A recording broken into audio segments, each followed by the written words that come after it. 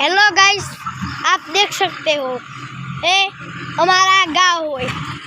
इसमें हम लकड़ी लेने आए थे तो इधर ट्रैक्टर फंसा गया ने लूडरे फसाई जू तो ने आप ये लाया है ने आप और देखो कितने आदमी है।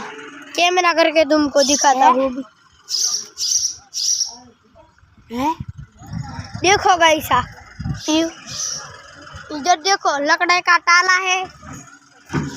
फिर इधर करो थोड़ा सेशमेंट करो और सब्जी और छे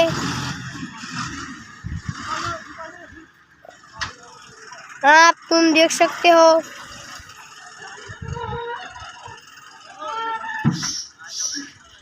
आप तुम देख सकते हो हमने ट्रैक्टर भी फंसा दिया है और भी फंसा गया है।